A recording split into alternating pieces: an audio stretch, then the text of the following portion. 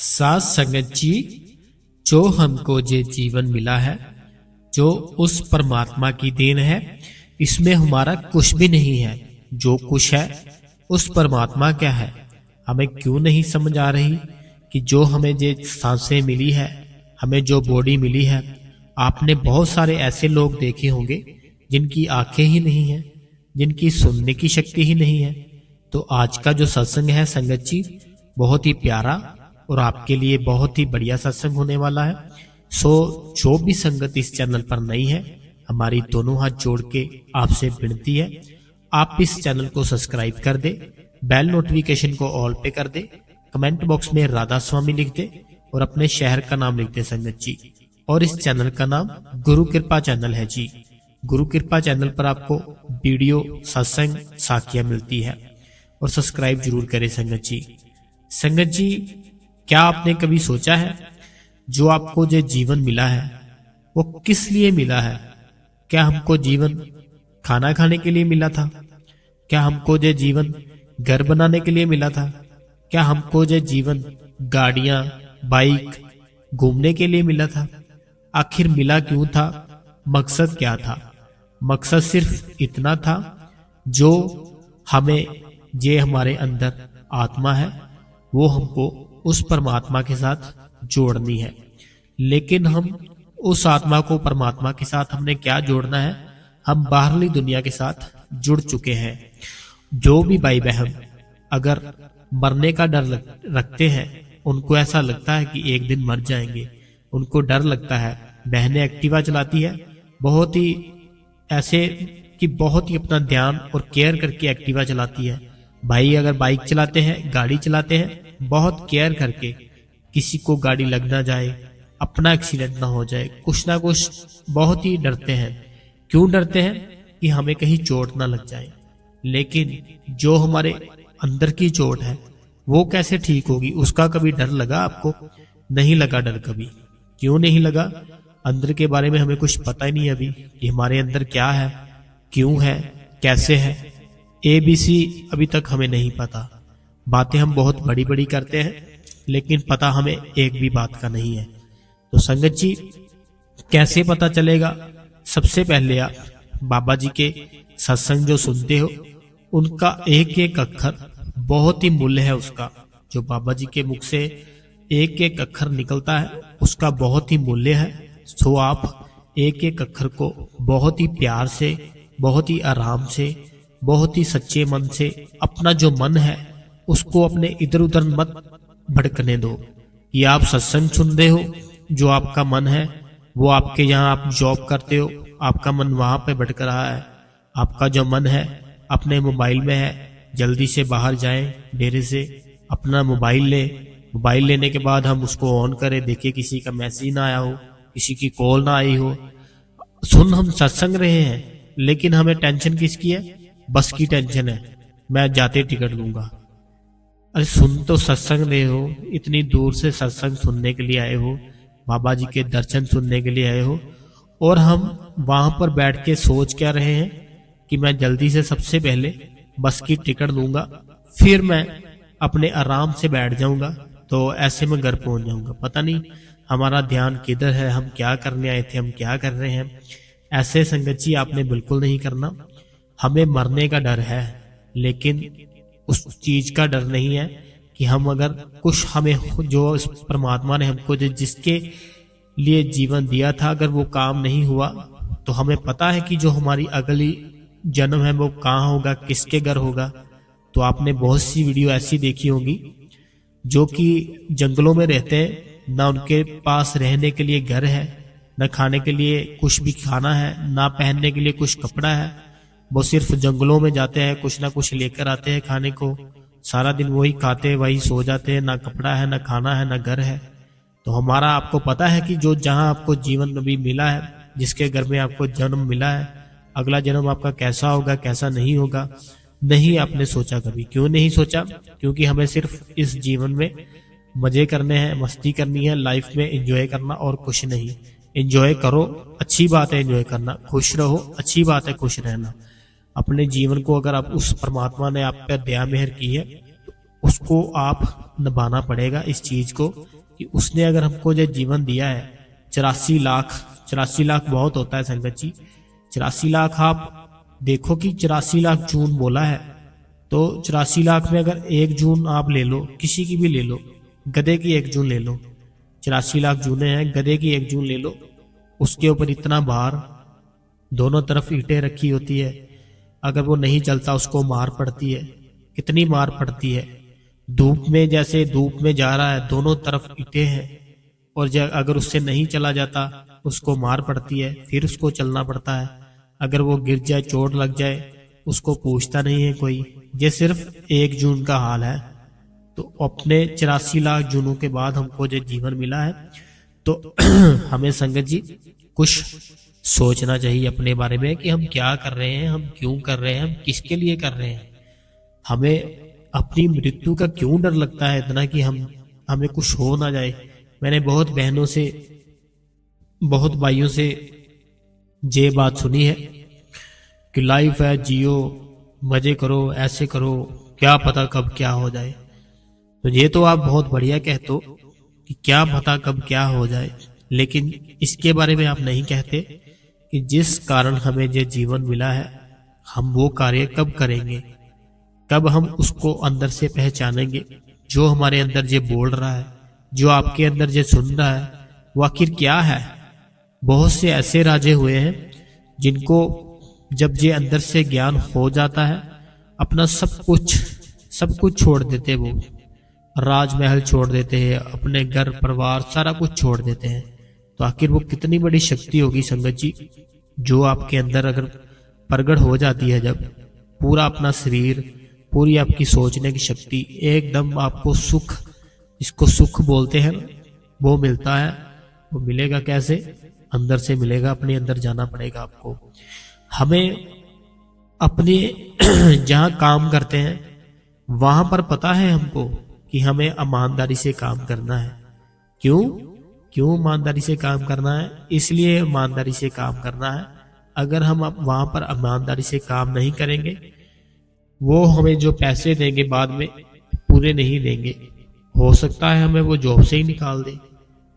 तो उनका डर है जो कि सिर्फ दुनिया में ही रहेगा। अगर वो आपको पूरा, आपके जैसे आपने पूरा उनको टाइम दिया जहां पर जॉब करते हो, तो उसने आपकी पूरी सैलरी आपको दी। आपने सैलरी कैसे ली? क्योंकि आपने ईमानदारी से काम किया, इसलिए आपकी जो ईमानदारी थी उसने आपको सैलरी दिलाई। लेकिन संगत जी, जो आपने जो बाबा जी से नामदान ले लिया है, नामदान तो ले लिया, बहुत ही सोच समझ के लिया हमने। कई ऐसे भाई बहन हैं वो बोलते हैं कि अगर मैं पूछूं ना उनसे कि नामदान लिया है, वो मेरे को बोल देते हैं कि नहीं, हमने अभी लेना है नामदान, अभी हम अपने आप को ठीक कर रहे हैं। अपने आप को ठीक कर रहे हैं, मुझे कुछ समझ में नहीं आता कि अपने आप को ठीक कर रहे हैं, क्या हुआ आपको? कुछ गड़बड़ है जो आप अपने आप को ठीक कर रहे हो? तो ऐसा बिल्कुल नहीं करना आपने।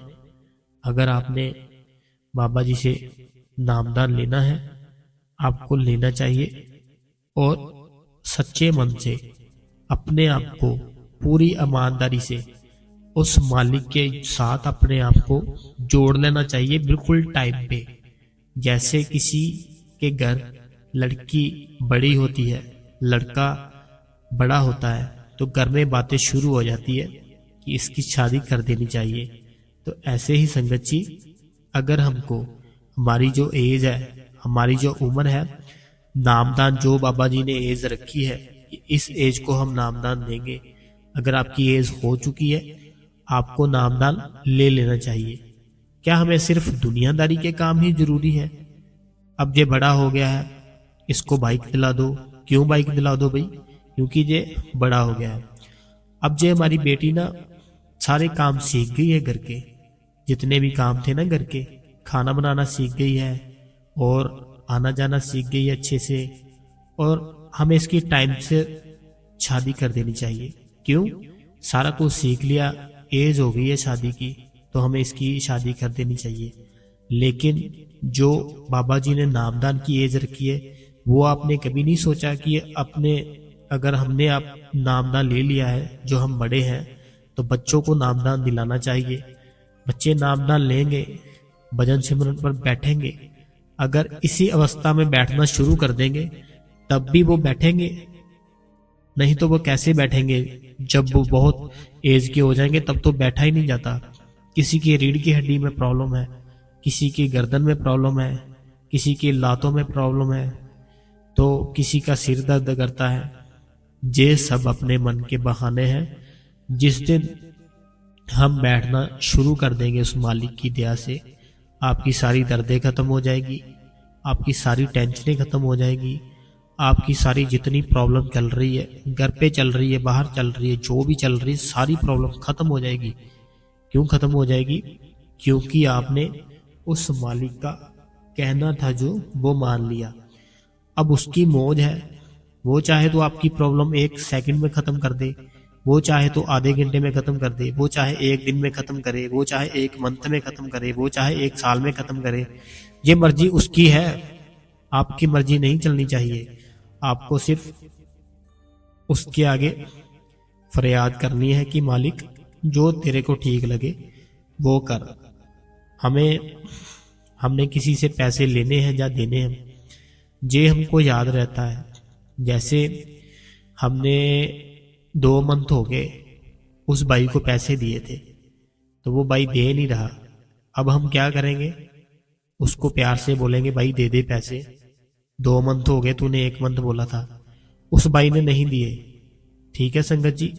उसके बाद हम उस बाइक को फिर डराएंगे, धमकाएंगे, लड़ेंगे उसके साथ। क्यों लड़ेंगे? अपना हक लेने के लिए जो हमने उसको पैसे दिए हैं। वो भाई फिर भी नहीं पैसे देता। फिर हमारे पास क्या जरिया है कि हम उसकी कंप्लेंट करते हैं। फिर हम जब कंप्लेंट करते हैं उस पर एक्शन आता है। उस पर एक्शन कैसे आया? उसी की गलती के कारण उस पर एक्शन आया कि उसने वहां से एक भाई के पैसे लिए, भाई से पैसे लेने के बाद उसने पैसे वापस नहीं किए।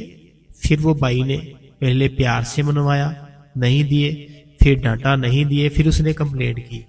तो संगत जी, हमने जैसे बाबा जी से नामदान ले लिया है, तो क्या हमें कभी सोचा नहीं है कि बाबा जी हमसे नाराज हो जाएंगे?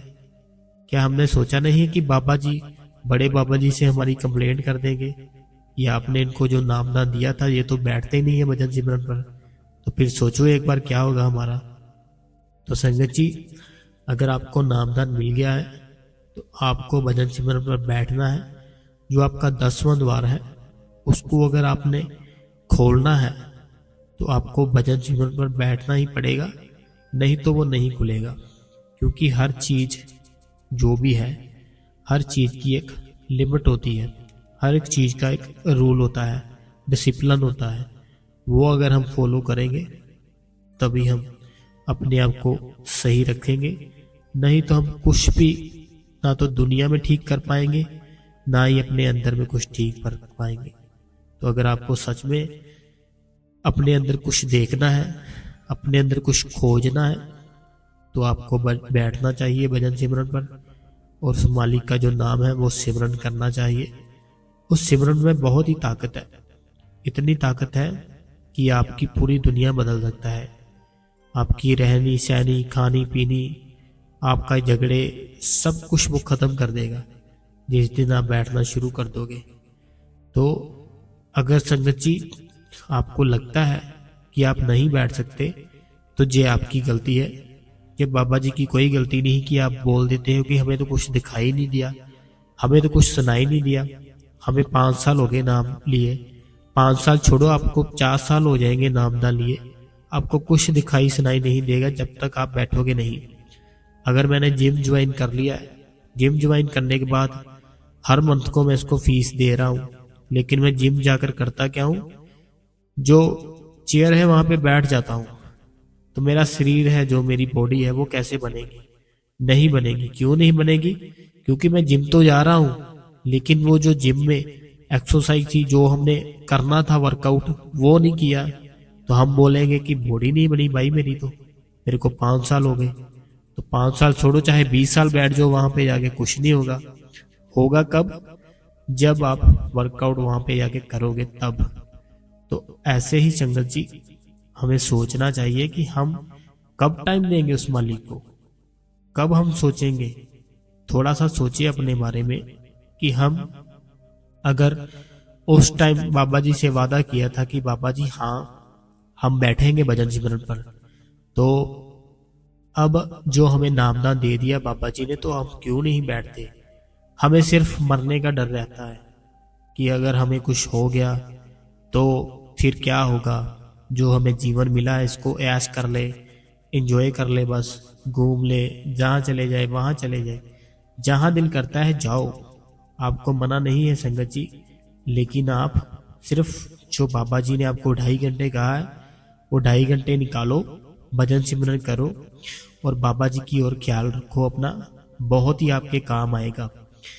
तो जो भाई बहन ये सोचते हैं कि अगर हम बैठते हैं हमें कुछ दिखाई नहीं देता, तो आपके जो संगत जी इतने भारी कर्म है वो कैसे दिखाई दे देगा? पहले आपको वो कर्मों को खत्म करना पड़ेगा, फिर आपको दिखाई भी देगा, सुनाई भी देगा। और बाबा जी की बहुत सारी ऐसी संगत है जो कि तरसती है बाबा जी के दर्शनों के लिए, नामदान लेने के लिए, लेकिन ना तो उनको जल्दी से नाम मिलता है, ना ही उनको जल्दी से दर्शन मिलते हैं। तो अगर आपको दर्शन भी होते हैं जल्दी, नामदान भी आपने ले लिया है, तो आप बहुत ही ऊंचे कर्म हैं आपके, जो आपको इस टाइम पे सच्चे जो संत है वो मिल गए हैं। तो आपको चाहिए कि उसकी कदर करनी। अगर आप उसकी कदर करोगे वो आपकी कदर करेगा। तो ऐसे ही संगत जी, आप एक टाइम अपना चुन ले कि इस टाइम पे मैंने बैठना है भजन सिमरन पर, और बाबा जी की ओर अपना जितना ख्याल है सारे का सारा ख्याल अपना बाबा जी की ओर लगाना सीखो। जब आप बाबा जी की ओर अपना ख्याल लगाना सीख लोगे, आप पे ऊपर बहुत ही दया मेहर होगी। एक मैं बात बताता हूँ संगत जी, जो खुद मेरे साथ बीती है, तो शायद मेरे को करनी चाहिए, पता नहीं करनी चाहिए, लेकिन कुछ लोगों के काम आएगी ये बात। और ये सुनी सुनाई बात नहीं है, खुद मेरे साथ हुआ, मेरे साथ खुद ऐसे हुआ जो आपके साथ शेयर कर रहा हूँ।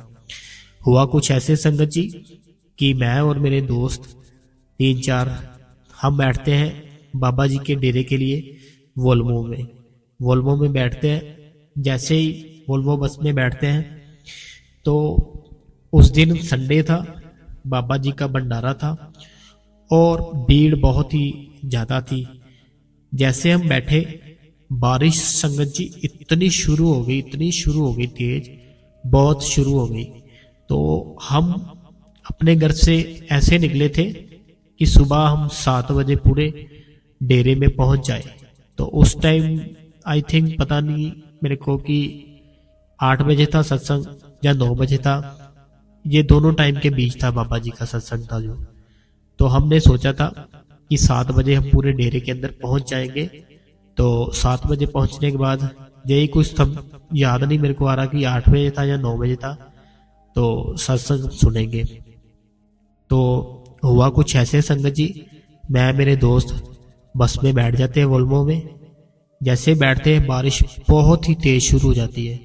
फिर जो वोल्वो थी वो बहुत ही कम स्पीड से चली और रास्ते में क्या हुआ संगत जी कि कोई गाड़ी बारिश के कारण कोई बड़ी गाड़ी खराब हो गई।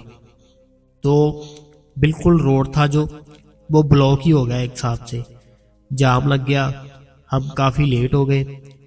और जो वो बस थी उसमें ज़्यादातर सारे सत्संगी ही थे।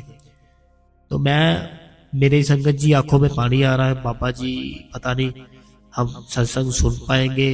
चाहे मैं ये सोच रहा था बैठ के कि सिर्फ 10 मिनट ही मेरे को मिल जाए, बाबा जी के दर्शन कर लूंगा और सत्संग सुन लूंगा, चाहे 10 मिनट का ही सुनूं, मैं पहुंच जाऊं बस वहां पे।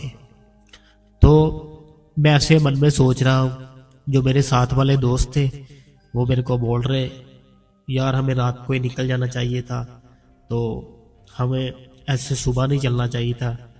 तो मैंने कहा हर बार ऐसे ही जाते हैं, तो फिर क्या हुआ, बारिश अभी आ गई, कुछ प्रॉब्लम होगी, इसमें हम क्या कर सकते हैं। तो वो बोलते हमें तो कुछ नहीं है, तू ही देख ले, तुझे होता है ज़्यादा, हमें तो कुछ है नहीं ऐसा।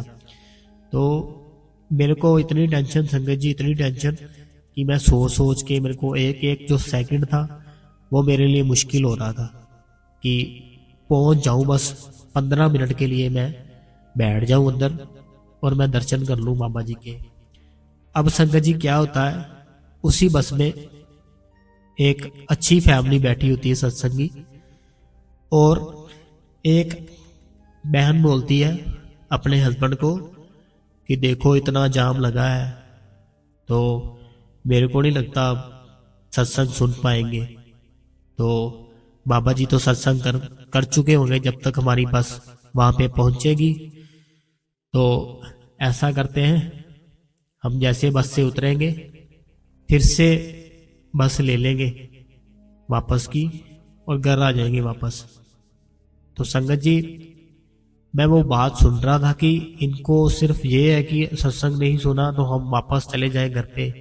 तो इतने में क्या होता है, एक और बहन होती है, वो अपने हस्बैंड को बोलती है कि मैं ना अंदर जाऊंगी, अब सत्संग पता नहीं होगा, सुना जाएगा नहीं सुना जाएगा, मैं तो सीधा डायरेक्ट कैंटीन में जाऊंगी, क्योंकि पूड़ियाँ तो मिलेगी खाने को, सत्संग सुना नहीं सुना कोई बात नहीं, फिर क्या हुआ। तो जब मैंने संगत जी ये बात सुनी, मुझे इस चीज का बहुत ही दुख हुआ कि वो अगर नामदान लिया है, सत्संग की है, तो हम कैसी बातें कर रहे हैं बस में बैठ के। वो बहन अपने हस्बैंड को बोल रही है कि अगर हम लेट भी हो जाएंगे, नहीं मिलेगा सत्संग कोई बात नहीं, हम पूड़ियाँ खाएंगे और खाए पिएंगे घर आ जाएंगे, फिर क्या हुआ। तो ये चीज मेरे को बहुत दुख हुआ। तो ऐसे भी सत्संगी है संगत जी जो कि सिर्फ ये सोचते हैं कि हम सत्संग मिले सुनने को, ना मिले, दर्शन हो ना हो, लेकिन हम खाएंगे पिएंगे और घर आ जाएंगे। तो ऐसा बिल्कुल नहीं करना। आप ये सोचो कि जिस काम के लिए जा रहे हैं, हम डेरे के अंदर क्या करने जा रहे हैं, सत्संग सुनने जा रहे हैं, बाबा जी के दर्शन सुनने जा रहे हैं, वो सबसे जरूरी है, वो कर ले हम। तो बाद में संगत जी हमारी बस वहां पे पहुंचती है, और मैं और मेरे दोस्त, हम बस जैसे लगती है वहां पे इतनी स्पीड से दौड़ते हैं अंदर बारिश में ही। हमारे जो मोबाइल थे हम फटाफट वहां पे जमा कराने के बाद अंदर चेकिंग, जैसे चेकिंग होती है हमारी, इतनी स्पीड से भागते हैं हम, बहुत ही स्पीड से भागते हैं अंदर, बारिश में पूरे भीग जाते हैं हम सब। और बाबा जी को जैसे मैं बैठता हूँ सामने और शुक्रिया करता हूँ कि शुक्रिया बाबा जी आपका कि आपने मेरे को चाहे 15 मिनट ही दिए, तो मैं आपका बहुत ही शुक्रिया करता हूँ। जैसे मैं बैठा, जैसे हम भाग के चले गए, तो हमको संगत जी 20 मिनट मिल ही गए। अभी 20 मिनट था सत्संग बाबा जी का, तो हम बारिश में गए जल्दी जल्दी भाग के, तो हम बैठे। सिर्फ लेट इसलिए हो गए कि बारिश थी, कोई गाड़ी आगे, बस के आगे कुछ खराब हो गई, इस कारण वहां पे हम टाइम पे नहीं पहुंच पाए। तो संगत जी हमें अपने मन के अंदर ये सोचना है कि हम करने क्या जा रहे हैं। जैसे अभी वो बातें कर रहे थे कि चलो नहीं मिलेगा सत्संग कोई बात नहीं, हम वहां पे खाएंगे पिएंगे वापस आ जाएंगे, तो वो मेरे को लगता भी नहीं कि वो गए होंगे सत्संग में, क्योंकि वो साइड में बारिश हो रही थी तेज, बस से उतरे वो साइड में खड़े हो गए बस। तो हम तो गए भाग के, तो बाबा जी के दर्शन करके सब कुछ अच्छा हो गया। जो भी मेरे दिमाग में चल रहा था, मेरे माइंड में, सब कुछ क्लियर हो गया एकदम से। तो ऐसे संगत जी हमें जो नामदान मिला है, हमें जो बाबा जी मिले हैं, बहुत ही ऊंची चीज है ये। हमें एक बार सोचना चाहिए, समझना चाहिए कि हम अगर बाहर की दुनिया से ईमानदारी कर सकते हैं, तो बाबा जी के साथ हम क्यों नहीं ईमानदारी करते। क्योंकि बाबा जी हमसे प्यार करते हैं, हमें कुछ कहते नहीं है। बाहर की दुनिया के साथ हम अगर धोखा करेंगे तो वो तो हमको पता ही है क्या करेगी, एकदम से पकड़ लेगी। इसलिए हम बाहर की दुनिया के साथ तो पूरी ईमानदारी से काम करते हैं, ताकि हमें कुछ सोसाइटी में हमारा नाम ना खराब हो जाए। ऐसे हमारा जो नाम है वो ऐसे ही रहे, अच्छा रहे। लेकिन जो बाबा जी ने नामदान दिया है, 2.5 घंटे बोला है, वो हम अपने अंदर ईमानदारी नहीं कर रहे। तो मैं दोनों हाथ जोड़ता हूँ संगत जी आपसे कि ईमानदारी से अपना जो भजन सिमरन है वो 2.5 घंटे पूरे दिए, और जैसे आप 2.5 घंटे देना शुरू करोगे, आपकी लाइफ में बहुत बड़ा चेंज आएगा। तो देखना आप, तो मेरे को बताओगे भी आप कमेंट करके कि हाँ जैसे आपने कहा था वैसे हुआ, बट 2.5 घंटे बैठना पड़ेगा आपको। तो संगत जी जो आपने जो सत्संग सुना, मेरे को बताना कैसा लगा आपको आज का सत्संग। और जो ये चैनल है इसका नाम गुरु कृपा चैनल है और हमारा कोई चैनल नहीं है। कृपया आप इस चैनल को सब्सक्राइब कीजिए, कमेंट बॉक्स में राधा स्वामी लिख दिए और अपने शहर का नाम लिख दीजिए सत्संग जी, और बेल नोटिफिकेशन को ऑल पे कर दीजिए। राधा स्वामी जी।